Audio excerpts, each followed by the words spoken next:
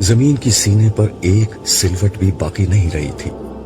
دریا اور پہاڑ، کھائی اور ٹیلے، سمندر اور جنگل، غرض دھرتی کا ہر نشیب مٹ چکا اور ہر فراز ختم ہو چکا تھا۔ دور تک بس ایک چٹیل میدان تھا اور اوپر آگ اگلتا آسمان، مگر آج اس آسمان کا رنگ نیلا نہ تھا، لال انگارا تھا۔ یہ لالی سورج کی دہکتی آگ کے بجائے جہنم کے ان بھڑکتے شعلوں کا ایک اثر تھی جو کسی اژدہے کے مانند منہ کھولے وقفے وقفے سے آسمان کی طرف لپکتے اور سورج کو اپنی گرفت میں لینے کی کوشش کرتے۔ جہنمی شعلوں کی لپک کا یہ خوفناک منظر اور بھڑکتی آگ کے دہکنے کی آواز دلوں کو لرزا رہی تھی۔ لرزتے ہوئے یہ دل مجرموں کے دل تھے، یہ غافلوں، متکبروں، ظالموں، قاتلوں اور سرکشوں کے دل تھے، یہ زمین کے فرعونوں اور جباروں کے دل تھے، یہ اپنے دور کے خداؤں اور زمانے کے ناخداؤں کے دل تھے۔ یہ دل ان لوگوں کے تھے جو گزری ہوئی دنیا میں ایسے جیے جیسے انہیں مرنا نہ تھا، مگر جب مرے تو ایسے ہو گئے گویا کبھی دھرتی پر بسے ہی نہ تھے۔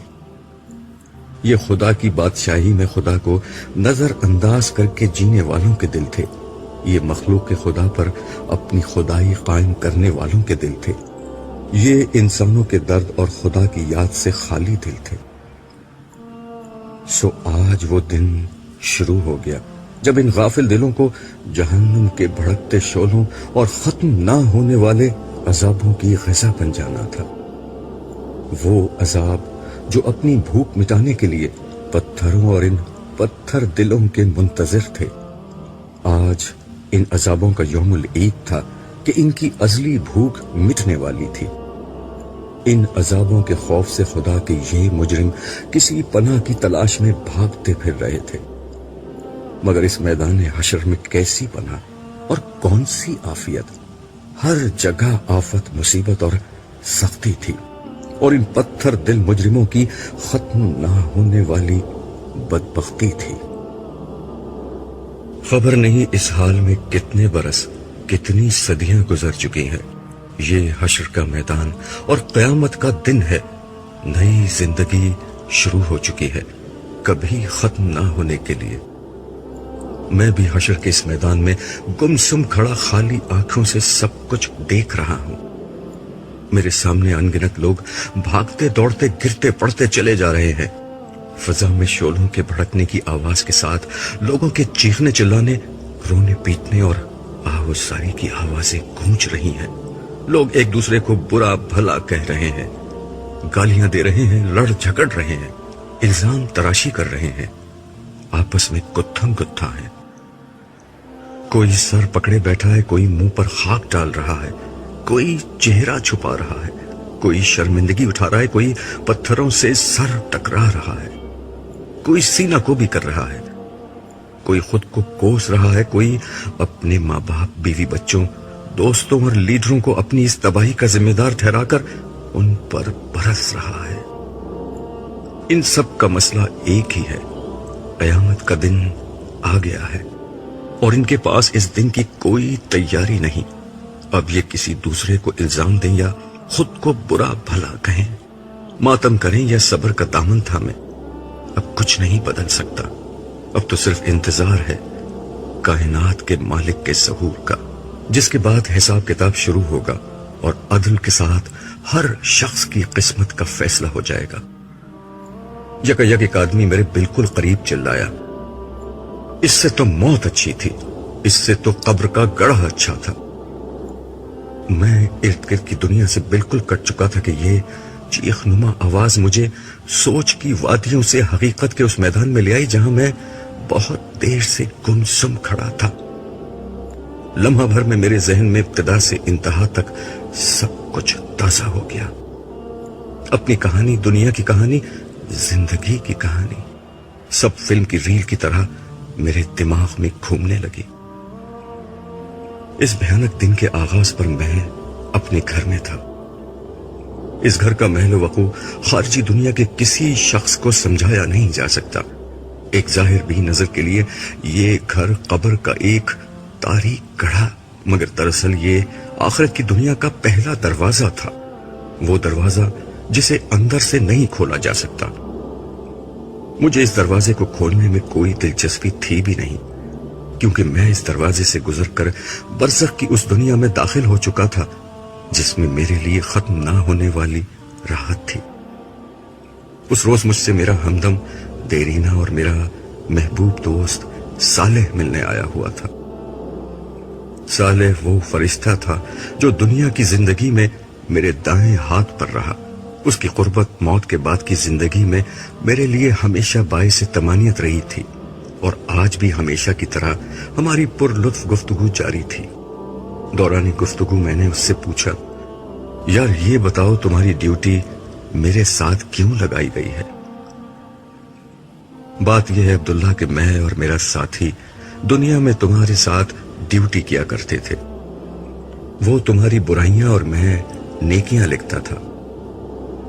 تم مجھے 2 منٹ فارغ نہیں رہنے دیتے تھے، کبھی اللہ کا ذکر، کبھی اس کی یاد میں آنسو، کبھی انسانوں کے لیے دعا، کبھی نماز، کبھی اللہ کی راہ میں خرچ، کبھی خدمت خلق۔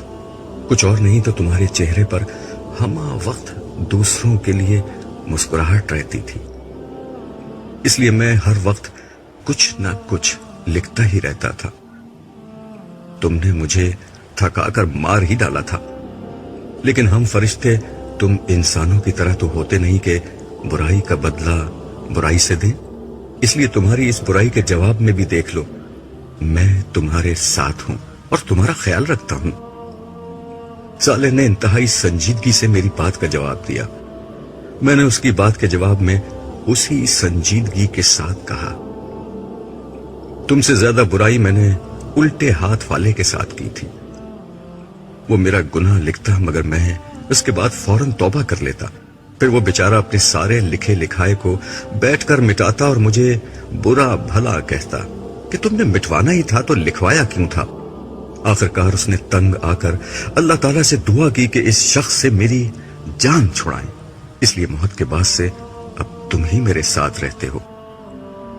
یہ سن کر صالح ہنسنے لگا اور بولا، فکر نہ کرو، حساب کتاب کے وقت وہ پھر آ جائے گا، قانون کے تحت ہم دونوں مل کر ہی تمہیں اللہ تعالیٰ کے سامنے پیش کریں گے۔ یہ بات کہتے کہتے اس کے چہرے پر گہری سنجیدگی کے آثار نمودار ہو گئے۔ وہ بولتے بولتے چپ ہوا اور سر جھکا کر ایک گہری خاموشی میں ڈوب گیا۔ میں نے اس کا یہ انداز آج تک نہ دیکھا تھا۔ چند لمحوں بعد اس نے سر اٹھایا تو اس کے چہرے سے ہمیشہ رہنے والی شگفتگی اور مسکراہٹ رخصت ہو چکی تھی، اور اس کی جگہ خوف و حزن کے سایوں نے لے لی تھی۔ مجھے دیکھ کر وہ مسکرانے کی ناکام کوشش کرتے ہوئے بولا، عبداللہ، اسرافیل کو حکم مل چکا ہے، خدا کا وعدہ پورا ہونے کا وقت آ گیا ہے، اہل زمین کی مہلت ختم ہو گئی ہے، تم کچھ عرصہ مزید برزخ کے اس میدان میں خدا کی رحمتوں کے سائے میں رہو گے، مگر میں اب رخصت ہو رہا ہوں۔ اب میں تم سے اس وقت ملوں گا جب زندگی شروع ہوگی، تمہاری آنکھ کھلے گی تو قیامت کا دن شروع ہو چکا ہوگا، میں اس روز تم سے دوبارہ ملوں گا۔ زندگی کے ہنگامے جاری تھے، بازاروں میں وہی چہل پہل اور گہما گہمی تھی۔ New York, Los Angeles, London, Paris, Shanghai, Delhi, Moscow, Karachi, Lahore, ہر جگہ رونق میلے لگے ہوئے تھے۔ رات کو دن کر دینے والی سیلابی روشنیوں میں 2020 کرکٹ میچ اور فٹ بال ورلڈ کپ کے مقابلے، ان کو دیکھتے اور تالیاں بجاتے تماشائی، پب اور بار میں شراب پیتے اور کلبوں میں اسٹریپٹیز دیکھتے بدمست لوگ، ہالی ووڈ اور بالی ووڈ کی ایکشن اور تھرل فلموں میں اداکاروں کے جلوے اور ان جلووں کے شوقین تماش بین، فلموں، ڈراموں، اسٹیج ٹی وی، بیلے ڈانس اور فیشن شوز میں تھرکتی مٹکتی اپنے جسم کی نمائش کرتی ماڈلز اور اداکارائیں، اور اس نمائش سے اپنی تجوریاں بھرتے سرمایہ دار، نئے دور کے نئے فاتحین عالم۔ ملٹی نیشنل کمپنیوں کے مالکان اور ان کو اپنا علم و ہنر بیچ کر اپنے مستقبل کے خواب بننے والے باصلاحیت نوجوان، میڈیا کی چمک دمک، صحافت کے مرچ مسالے اور بازار سیاست کے ماند نہ پڑنے والے مکر و فریب کے ہنگامے، بازاروں میں گھومتے اور خریداری کرتے مرد و خواتین اور ان کو بلاتی رجھاتی دکانیں اور دکاندار، عمرہ کے عشرت قدوں میں گونجتے ساز و آواز، غربا کے جھونپڑوں میں فخر و افلاس، شادی کی تقریبات میں خوشی کے نغمے، جنازوں اور ہسپتالوں میں غم و الم کے سائے، خدا کے نام پر اپنے مفادات کا تحفظ کرتے اہل مذہب، غریبوں اور ان کے مسائل سے ہمیشہ کی طرح بے نیاز اہل ثروت، کرپشن کی ناپاک کمائی سے اپنی جیبیں بھرتے سرکاری ملازم اور ملاوٹ و ذخیرہ اندوزی سے اپنی تجوریاں بھرتے حرام خور تاجر، عوام کا استحصال کرتے اہل اقتدار اور دنیا پر اپنا غلبہ قائم رکھنے کے منصوبے بناتی سپر پاورز، سب اپنے اپنے مشغلوں اور کاموں میں مگن تھے۔ اہل زمین جو ہمیشہ سے کرتے آئے تھے وہی کر رہے تھے، ظلم و فساد کی داستانیں، دھوکہ و فریب کی کہانیاں، حرص و ہوس کی دوڑ، غفلت اور سرکشی کے رویے، خدا اور آخرت فراموشی، سیاسی ہنگامے، معاشی جد و جہد، مذہبی جھگڑے، طبقاتی کشمکش، ہر چیز ہمیشہ کی طرح جاری تھی۔ پیغمبر تو صدیوں پہلے آنے بند ہو گئے تھے، ایگریکلچرل ایج انڈسٹریل ایج سے بدلی اور انڈسٹریل ایج انفارمیشن ایج سے، مگر انسانی رویے نہیں بدلے، ان کے غم بھی نہیں بدلے، وہی کاروبار اور روزگار کی پریشانیاں، وہی عشق و محبت کی ناکامیاں، وہی موت اور بیماری کے مسائل۔ اس وقت بھی انسانوں کے ہاں ہر غم تھا سوائے غم آخرت کے، ہر خوف تھا سوائے خوف خدا کے۔ آسمان کی آنکھ یہ دیکھ رہی تھی کہ خدا کی زمین کو ظلم و فساد سے بھر دینے والا انسان اب دھرتی کا ناقابل برداشت بوجھ بن گیا ہے، تو انسان کو بار بار ہلایا گیا، نبی و آخر زمان کی پیش گوئیاں پوری ہونے لگی، ننگے پاؤں بکریاں چرانے والے عربوں نے دنیا کی بلند ترین عمارتیں بنا لی، مگر انسانیت ہوش میں نہیں آئی۔ نوح کے تیسرے بیٹے یافس کی اولاد یعنی یاجوج و ماجوج کی نسل دنیا کے پھاٹکوں کی مالک بن گئی، عظمت کی ہر بلندی سے یہی یاجوج و ماجوج ساکنان دنیا پر یلغار کرنے لگے۔ برطانیہ، روس، امریکہ اور چین ایک کے بعد ایک دنیا کے اقتدار کی مسند پر فائز ہوتے گئے۔ آسمانی صحیفوں کی تمام پیشگوئیاں پوری ہو گئیں، مگر انسانیت پھر بھی ہوش میں نہ آئی۔ سونامی آئے، سیلاب آئے، زلزلے آئے، مگر انسانیت غفلت سے نہ نکلی۔ خدا نے انفارمیشن ایج پیدا کر دی، اس کے اجمی بندوں نے نبی عربی کے پیغام کو اٹھایا اور انسانیت پر حجت تمام کر دی، مگر انسانیت پھر بھی نہ سنبھلی۔ قیامت سے قبل قیامت کی منظر کشی آخری درجے میں کر کے انسانیت کو جھنجھوڑ دیا گیا، مگر لوگوں کے رویے میں کوئی تبدیلی نہ آئی۔ سو جسے آخر کار آنا تھا وہ آ گئی۔ اسرافیل نے خدا کا حکم سنا اور سور ہاتھ میں اٹھا لیا، دیکھتے ہی دیکھتے قیامت آ گئی، سورج کی بساط لپیٹ دی گئی، تارے بے نور ہونے لگے، ہمالیہ جیسے پہاڑ ہوا میں روئی کی مانند اڑنے لگے، کوہسار ریگزار بن گئے، سمندروں نے پہاڑ جتنی اونچی لہریں اٹھانا شروع کر دیں، میدان سمندر بن گئے، زمین نے اپنے آتش فشاں باہر اکھل دیے، وادیوں میں آگ کے دریا بہنے لگے، دھرتی نے اپنے سارے زلزلے باہر نکال پھینکے، زمین الٹ پلٹ ہو گئی، شہر کھنڈروں میں بدلنے لگے، عمارتیں خاک ہونے لگیں، آبادیاں قبرستانوں کا منظر پیش کرنے لگی۔ کمزور انسان کی بھلا حیثیت ہی کیا تھی؟ وہ جو کچھ دیر قبل نئے گھر کی تعمیر کے منصوبے بنا رہے تھے، نئی دکان اور نئے کاروبار کی منصوبہ بندی کر رہے تھے، شادی اور نکاح کی امیدیں باندھ رہے تھے، نئی کار اور نئے کپڑوں کی خریداری کر رہے تھے، औलाद के मुस्तकबिल की प्लानिंग में मसरूफ थे। अपने तमाम इरादे और सारे अजाइम भूल गए। माएं दूध पीते बच्चों को छोड़कर भागी। हामला औरतों के हमल गिर गए। ताकतवर कमजोरों को कुचलते और नौजवान बूढ़ों को छोड़ते भागने लगे। सोना चांदी सरे राह पड़े हैं, नोट हवा में उड़ रहे हैं, कीमती सामान बिखरा हुआ है, मगर कोई लेने वाला, समेटने वाला नहीं। घर, कारोबार, रिश्तेदार, नाता व असबाब सब गैर अहम हो चुके हैं। हर नफ्स सिर्फ अपनी फिक्र में है। आज इंसान सबको भूल गया है, सिर्फ एक खुदा को पुकार रहा है, मगर कोई जवाब नहीं आता। दहरिये और मुलहद भी नाम खुदाई की दुहाई दे रहे हैं, मगर कोई जाए आफियत नजर नहीं आती।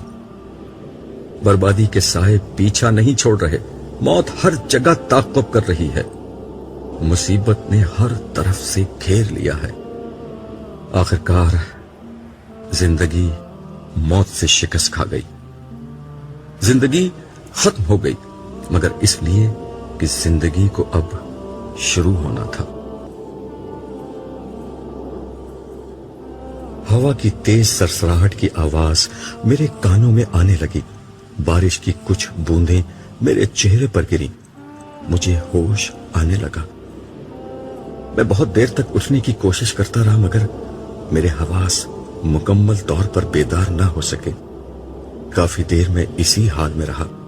अचानक मेरे कानों में एक मानूस आवाज आई, अब्दुल्ला उठो, जल्दी करो। ये मेरे हमदम देरीना, मेरे यार गार सालेह की आवाज थी। उसकी आवाज ने मुझ पर जादू कर दिया और मैं एकदम से उठ खड़ा हुआ। मैं कहां हूं? ये मेरा पहला और बेसाख्ता सवाल था। तुम भूल गए मैंने तुमसे क्या कहा था। कयामत का दिन शुरू हो गया है। इसराफील दूसरा सूर फूंक रहे हैं। इस वक्त उसकी सदा बहुत हल्की है। अभी इसकी आवाज से सिर्फ वो लोग उठ रहे हैं जो पिछली जिंदगी में खुदा के फर्मा बरदारों में से थे। उसने मेरा कंधा थपकते हुए कहा। और बाकी लोग? मैंने उसकी बात काटकर कहा। थोड़ी ही देर में इसराफील की आवाज बुलंद होती चली जाएगी और उसमें सख्ती आ जाएगी। फिर यह आवाज एक धमाके में बदल जाएगी। उस वक्त बाकी सब लोग भी उठ जाएंगे, मगर वो उठना बहुत मुसीबत और तकलीफ का उठना होगा। हमें उससे पहले ही यहां से चले जाना है, उसने तेजी से जवाब दिया। मगर कहां? यह सवाल मेरी आंखों से झलका ही था कि साले ने उसे पढ़ लिया। तुम खुश नसीब हो अब्दुल्ला, हम अर्श की तरफ जा रहे हैं। वो तेजी से कदम उठाता हुआ बोला। फिर मजीद तफसील बताते हुए उसने कहा, इस वक्त सिर्फ अंबिया, सिद्दीकीन, शोहदा और सालिहीन ही अपनी कब्रों से बाहर निकले हैं। ये वो लोग हैं जिनकी कामयाबी का फैसला दुनिया ही में हो गया था। ये वो लोग हैं जिन्होंने खुदा को बिन देखे मान लिया था, उसे छुए बगैर पा लिया था, और उसकी सदा उस वक्त सुन ली जब कान उसकी आवाज सुनने से कासिर थे। ये लोग उसके रसूलों पर ईमान लाए और उनकी नुसरत और अताअत का हक अदा कर दिया। इनकी वफादारी अपनी मजहबी शख्सियात, अपने लीडरों, अपने फिरके के अकाबरीन और अपने बाप दादा के अकायद और तासुबात से न थी, बल्कि सिर्फ और सिर्फ खुदा और उसके रसूलों से थी। उन्होंने खुदा परस्ती के लिए हर दुख झेला, हर ताना सुना, हर सख्ती बर्दाश्त की। आला इखलाक और बुलंद किरदार को अपनी जिंदगी बनाया। खुदा से मोहब्बत और मखलूक पर शफकत के साथ जिंदगी गुजारी। अब्दुल्ला, आज इन लोगों के बदले का वक्त है और ये है इनके बदले का आगाज। साले की बातें सुनते हुए मेरे चेहरे से हैरत और उसके चेहरे से खुशी टपक रही थी। मगर मैं तो जन्नत में था। और साले ने हंसते हुए मेरी बात काटकर कहा, मेरे दोस्त, वो बरज़ख का जमाना था, ख्वाब की जिंदगी थी। असल जिंदगी तो अब शुरू हुई है।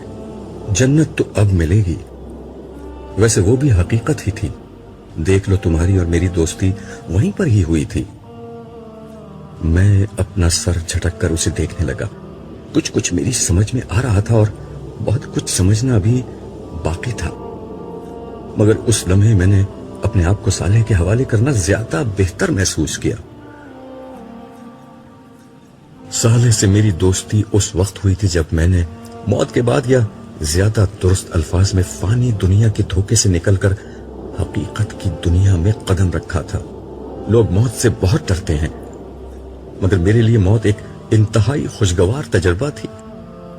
मलिकुल मौत इजराइल का नाम दुनिया में दहशत की एक अलामत है, मगर मेरे सामने वो एक इंतहाई खूबसूरत शक्ल में आए थे। उन्होंने बहुत मोहब्बत और शफकत से मेरी शख्सियत यानी मेरी रूह को मेरे जिस्म से जुदा किया। मेरा जिस्मानी वजूद साबिका दुनिया में रह गया और मेरी असल शख्सियत को उन्होंने इस नई दुनिया में, जिसका नाम आलम बरज़ख था, मुंतकिल कर दिया।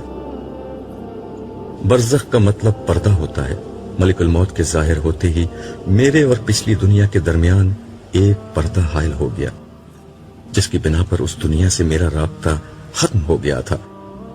मैं नहीं जानता कि मेरी जुदाई के गम में मेरे अहले खाना पर क्या गुजर रही थी, लेकिन मुझे यकीन था कि मेरी तरबियत की बिना पर वो खुदा की रजा पर साबिर और शाकिर होंगे। मैं अपनी असल शख्सियत समेत अब एक नई दुनिया में था। ये बरज़ख की दुनिया थी। इस नई दुनिया में मलिकुल मौत इजराइल ने मुझे जिस शख्स के हवाले किया वो यही सालेह था। इसके साथ बहुत से खुश शक्ल, खुश लिबास, खुश गुफ्तार फरिश्ते मौजूद थे। इन सब के हाथों में गुलदस्ते, जबान पर मुबारकबादियां और सलामती की दुआएं थीं। मुबारक सलामत के इस माहौल में वो सब मिलकर मुझे यकीन दिला रहे थे कि आजमाइश के दिन खत्म और जन्नत की अजीम कामयाबी के दिन शुरू हो गए हैं। उस वक्त सालेह ने मुझे ये खुशखबरी दी कि बरज़खी जिंदगी के आगाज पर मेरे लिए पहला इनाम परवरदिगार अर्ज़ व समावात के हुजूर पेशी है। उसने मुझे बताया कि यह एजाज हर शख्स को नहीं मिलता। मेरे लिए ये खुशखबरी जन्नत की खुशखबरी से भी ज्यादा कीमती थी। उन सब की मैयत में मेरा सफर शुरू हुआ। ये नई दुनिया थी जहां फासले, मकामात, जमा और मकां यानी टाइम और स्पेस के माने इस तरह बदल गए थे कि वो अल्फाज के किसी जामे में बयान नहीं हो सकते। मैं मस्ती व सरशारी के आलम में ये सफर तय कर रहा था कि एक जगह हम रोक दिए गए। ऐलान हुआ कि जमीन के फरिश्तों की हद आ गई है, सब यहां रुक जाएं। सिर्फ साले को मेरे साथ आगे बढ़ने की इजाजत मिली। आलम समावात का सफर शुरू हुआ। जल्द ही हम एक और जगह पहुंचकर रुक गए। यहां जिब्रील अमीन खास तौर पर मेरे इस्तकबाल के लिए आए थे। मुझे देखकर वो कहने लगे, अब्दुल्ला, तुम मुझसे पहली दफा मिल रहे हो, मगर मैं तुमसे पहले भी कई दफा मिल चुका हूं। फिर होले से मेरा कंधा थपथपाते हुए बोले, आका के हुक्म पर कई दफा मैंने तुम्हारी मदद की थी, मगर जाहिर है तुम उस वक्त ये नहीं जानते थे।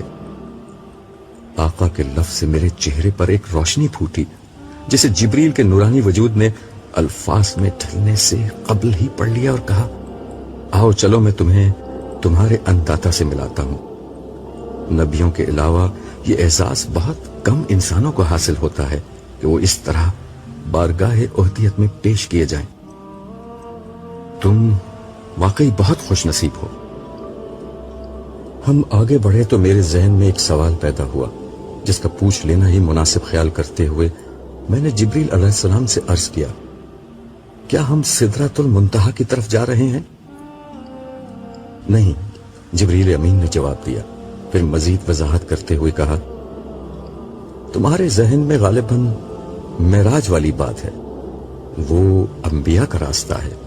अंबिया की हुजूरी के मुकामात बहुत आला होते हैं, फिर उन्हें मुशाहिदात भी कराए जाते हैं। तुम्हारा रास्ता बिल्कुल अलग है। तुम्हें सिर्फ बारगाह अलवहियत में सजदे का एजाज बख्शने के लिए बुलाया गया है, और गालिबन तुम्हारी वजह से सालेह को भी यहां तक आने की इजाजत मिली है। उस लम्हे मैंने सालेह को देखा, जिसका चेहरा खुशी से दमक रहा था। जिब्रील अमीन ने गुफ्तगू का सिलसिला जारी रखते हुए कहा, खुदा की हस्ती लामहदूद है, उसके मकामात भी लामहदूद हैं। तुम्हारी दुनिया में इन मकामात का कोई अंदाजा नहीं किया जा सकता। जो कुछ तुम दुनिया में जानते थे वो बहुत महदूद और कम था। आज मरने के बाद तुम्हारी आंखें खुली हैं, اب تم وہ دنیا دیکھ رہے ہو جس کے کمالات کی کوئی حد نہیں۔ میں جو کچھ دیکھ رہا تھا وہ واقعی جبریل امین کی سچائی کا ثبوت تھا۔ میں نے دل میں سوچا کہ اللہ کا شکر ہے کہ میں کفر و نافرمانی کے حال میں نہیں مرا، وگرنہ آنکھیں تو اس وقت بھی کھلتی مگر جو کچھ دیکھنے کو ملتا وہ بہت زیادہ برا اور بھیانک ہوتا۔ جبریل امین کی معیت میں ہم مختلف مراحل طے کرتے ہوئے حاملین عرش کے قریب پہنچے۔ یہاں نور، رنگ اور روشنی کا ایک ایسا حسین اور لطیف امتزاج چھایا ہوا تھا جو بیان کی گرفت سے باہر تھا۔ حاملین عرش کے سر جھکے ہوئے تھے، چہرے پر خشیت کا اثر اور تمانیت کا نور پھیلا ہوا تھا۔ جبریل امین نے بتایا، پروردگار کی بارگاہ کا ہر حکم انہی فرشتوں کی وساطت سے نیچے جاتا اور نیچے والوں کا ہر فعل انہی کے ذریعے سے عالم کے پروردگار کے حضور پیش کیا جاتا ہے۔ میں قرب الہی کے اس مقام کو رشک بھری نظروں سے دیکھ رہا تھا۔ انہوں نے بھی نظر اٹھا کر مجھے دیکھا اور لمحہ بھر کے لیے ان کے چہروں پر مسکراہٹ آئی۔ میرا حوصلہ بڑھا، میرے روئیں روئیں سے اس ہستی کی حمد و ثنا بلند ہونے لگی جس سے ملنے کی خواہش میں ساری زندگی گزار دی تھی۔ پھر چلتے چلتے مجھ پر نہ جانے کیوں لرزہ طاری ہونے لگا۔ خدا سے ملنے کی شدید ترین خواہش پر اس کی عظمت کا احساس غالب آ گیا۔ اس لمحے مجھ پر اتنا شدید روب طاری ہوا کہ میں گھبرا کر واپس پیچھے ہٹنے لگا۔ اگرچہ عرش ابھی بہت دور تھا مگر صاحب عرش کی عظمت کے احساس سے میری ہمت ٹوٹ گئی۔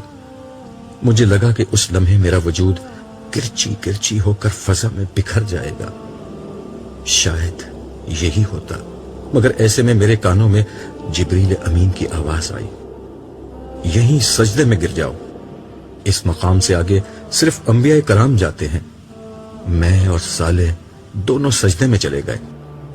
جسے بن دیکھے سجدہ کیا تھا، آج پہلی دفعہ اسے دیکھ کر سجدہ کیا تھا۔ دیکھا تو خیر کیا تھا، بس آثار دیکھ لیے تھے۔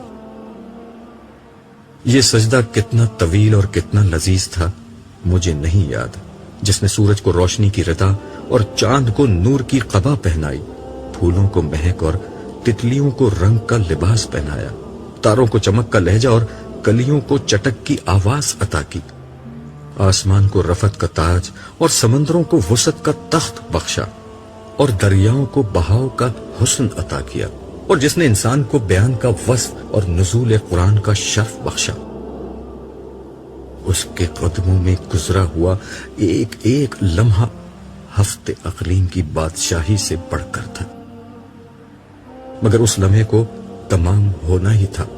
حاملین عرش کی دلکش صدا بلند ہوئی، هو اللہ لا الہ الا ہو۔ یہ اعلان تھا کہ صاحب عرش کلام کر رہا ہے۔ آواز آئی، میں اللہ ہوں، میرے سوا کوئی معبود نہیں۔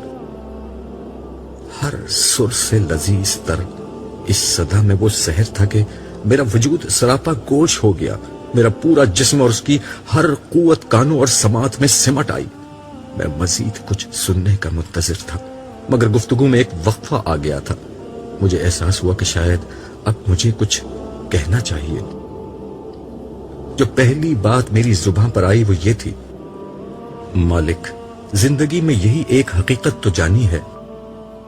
میری یہ بات میرے اپنے کان بمشکل سن سکے تھے مگر حاضر و غائب کے جاننے والے اور دلوں کے بھید پا لینے والے تک وہ بات پہنچ گئی تھی۔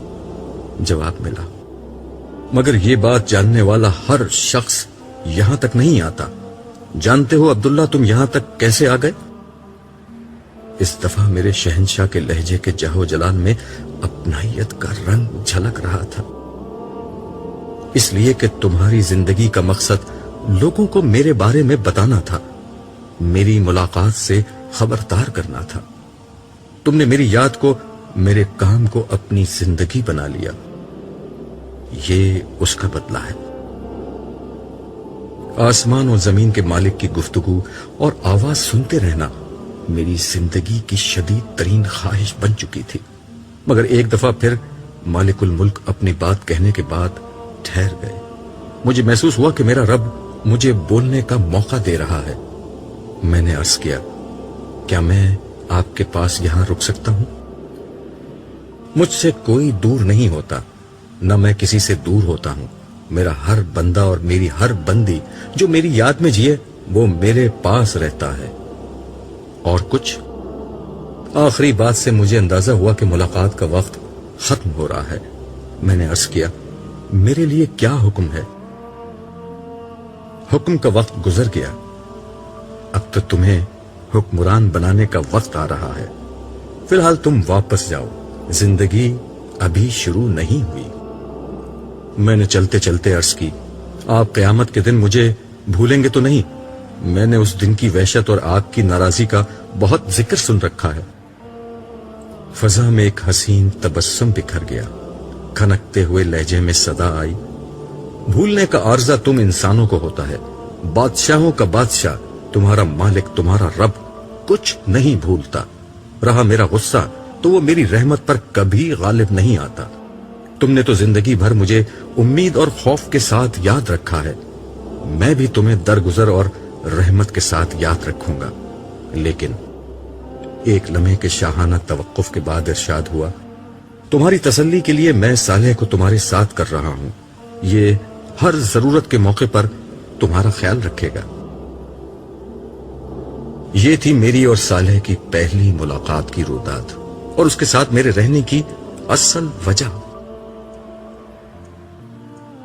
عالم برزخ میں میری زندگی جسم کے بغیر تھی، اس میں میرے احساسات، جذبات، تجربات اور مشاہدات کی کیفیت ویسی ہی تھی جیسی خواب میں ہوتی ہے، یعنی غیر مادی مگر شعور سے بھرپور زندگی، جس میں مجھے ان نعمتوں کا مکمل احساس رہتا جو جنت میں مجھے ملنے والی تھی۔